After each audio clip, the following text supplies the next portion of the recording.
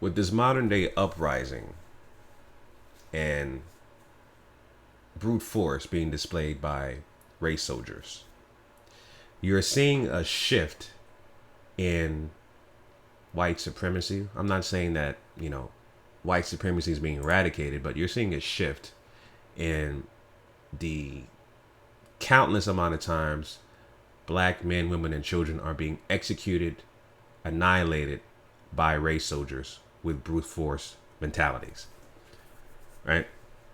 And you're seeing the uprising of not only black society, but also our so-called white allies as well, who are protesting in droves with these quote-unquote Black Lives Matter rallies, right?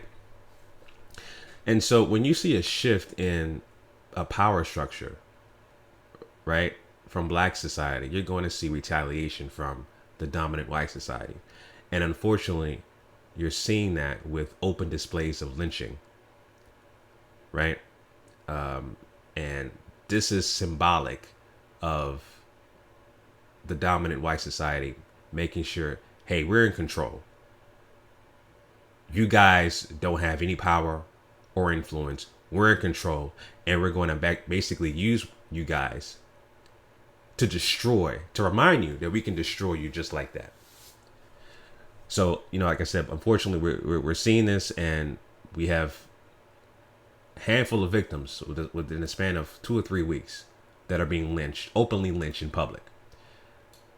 So we have 2 brothers out in California, Robert Fuller and Malcolm Marsh.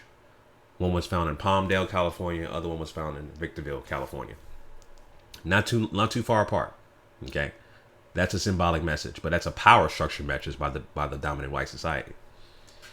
Okay, and then a little bit later, you found another brother that was found hanging from a tree in Georgia. Okay, and there's a pattern between all these as well. You got a brother found hanging in Georgia. And then most recently, you have a brother found hanging in New York at Manhattan Park. Okay. This was just yesterday. Name is Dominique Alexander from the Bronx. All right. So there's a couple of patterns that you see here. First off, so-called law enforcement want to say that these particular cases, these murders, these executions, these lynchings are suicide. They're not. They're not suicide.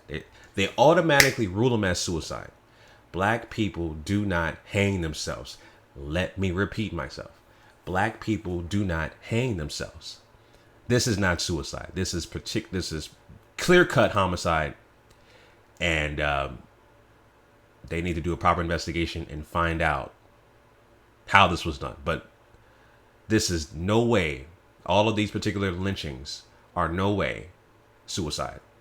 No way. Absolutely not. So that's the pattern that you see. Okay? That's the pattern that you see. The other pattern that you see is that these lynchings, these open lynchings, are happening for the most part in broad daylight. So that's another powerful symbolic message by the dominant white society to say, hey, we can do this anytime, any place, anywhere. You can't do nothing about it. You guys are uprising, trying to stop the force of white supremacy with the brute force mentality of race soldiers or law enforcement officers, as they like to call it. You guys are not going to control the narrative, right? We're going to use you guys to destroy you and to remind you that you're nothing. Okay? And I want to read a passage to you by Dr. Frances Cress Welsing to illustrate my point from the ISIS papers. She says that in the white supremacy mindset, consciously or subconsciously, black males must be destroyed in significant numbers, just as they were in earlier days when there were widespread open lynchings and castration of black males, or during the Tuskegee syphilis study from 1932 to 1972, when a large number of black males were used and destroyed by white males. Today, we are witnessing a more subtle, systematic approach to white genetic survival. The destruction of black males is now indirect, so that the black male victims themselves can be led to participate in and then be blamed for their own mass deaths. See that? See how prophetic this is? These lynchings that are happening today, so-called law enforcement are ruling them out as suicide, saying it's our fault. All right, that's what you're seeing. That's what you're seeing, right? Because again, the dominant white society, they control the narrative. They control the narrative, and again, it's about survival. It's about a power structure, and they're sending a message to us. So I'm gonna say this. I'm gonna leave this my last thought. I'm gonna say this, man.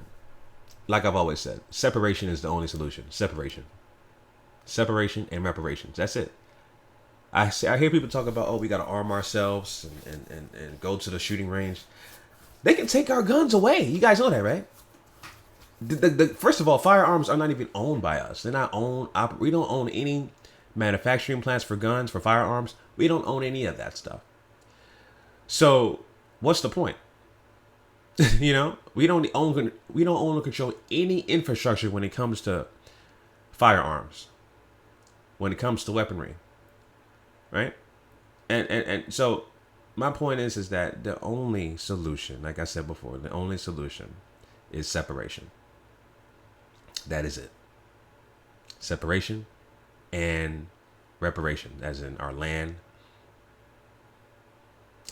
the proceeds of atrocities from our ancestors going to us, and that's it. So anyway, those are my thoughts on that, family. Leave your comments down below. Let me know what you guys think about these open lynchings. Till next time, family, make sure you follow me on Instagram at GMOG Fitness. All right, family, till next time, signing out.